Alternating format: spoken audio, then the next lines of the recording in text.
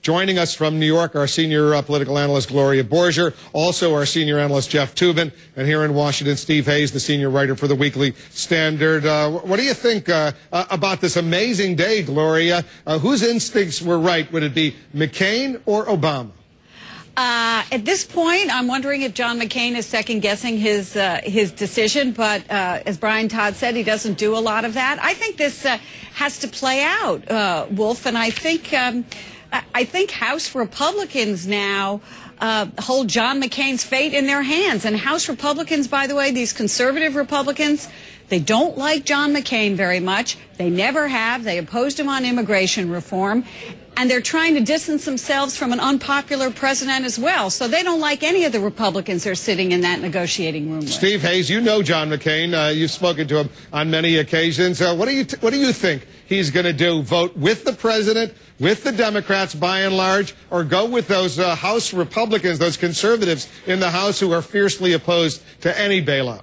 Well, it's a good question. Obviously, if I knew the answer, I'd be very smart and probably very wealthy. I think, one of the things that he's doing is really trying to make himself sort of a proxy for House Republicans. Now, that doesn't mean that he agrees with everything that they're saying, but I think he's trying to take their complaints to this negotiating table, sit down with people and say, look, we don't want this bill larded up. We don't want Democrats to add infrastructure spending. We don't want a slush fund for housing advocacy groups. I think we're likely to hear him give voice to these objections from House Republicans. And as we were talking about 24 hours ago, at the very least, what he's done is sort of press pause, which makes him a popular guy with the House Republicans who are at the center of this dispute. Yeah, what do you think, Jeff?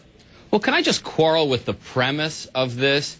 Who says he suspended his campaign? He didn't suspend his campaign. He's been campaigning all day. He gave a speech in New York. He's giving interviews all night. He's raising money. His surrogates are attacking Barack Obama. I think this is posturing of being apolitical, and frankly, I think we're being kind of gullible and falling for it. He didn't stop his campaign. He's campaigning. Now, whether I guess the argument is that he didn't go out to a rally or a town hall meeting today. He addressed the Clinton Global Initiative in New York. Then he came to Washington for meetings on the Hill, went over to the White House, and is now doing some television interviews. He's pulled his ads down, too, Wolf. Well, no, he didn't pull his ads down. His ads have been on. And he's done exactly what Obama has done all day. And Obama admits that he's campaigning. It's the middle of the campaign. I don't see why we should treat what he's doing as anything different from what Obama's doing. No, let Steve weigh in on that. Go ahead, Steve. Well, we should treat it differently because it is differently. There were reports this morning that some of the ads were still running. You can't snap your fingers and get these ads to come down, but I think they've done pretty close to that, and I think these ads have been largely taken off the air thus far. But Steve, this is not campaigning what he's doing? No, of course it is, but it's just the same thing as when Barack Obama said yesterday, look, we don't want to inject presidential politics into these discussions. All the discussions have been about presidential politics this entire time. So, of course, both sides are playing politics. The question is what progress has been made by putting Barack Obama at one end of the table and John McCain at the other end of the table in what, our sources are telling us was a pretty tense meeting at the White House. And, the point is, I don't think much progress was made today.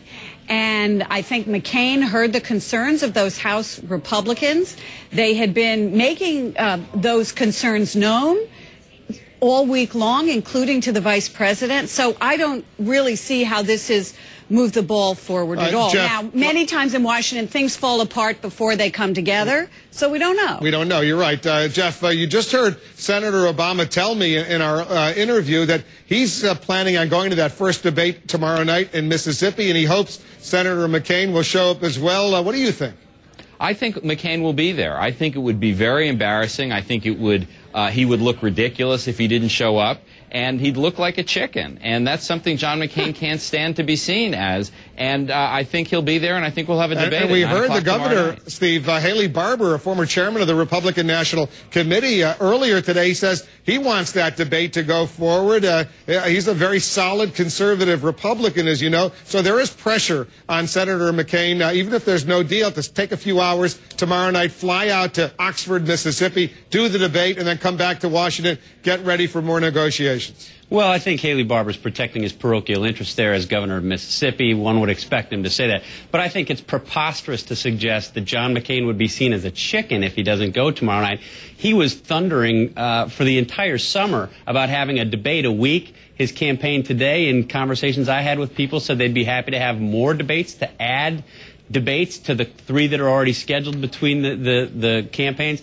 I mean, it's crazy to say that he'd be chicken. Now, I'm not sure it would be wise for him to skip the debate if an agreement isn't reached. It may make more sense for him to be there. But one thing it won't come off as, I think, is making it look like he's afraid to debate Barack Obama. Jeff, everybody hold on. We're going to continue this conversation.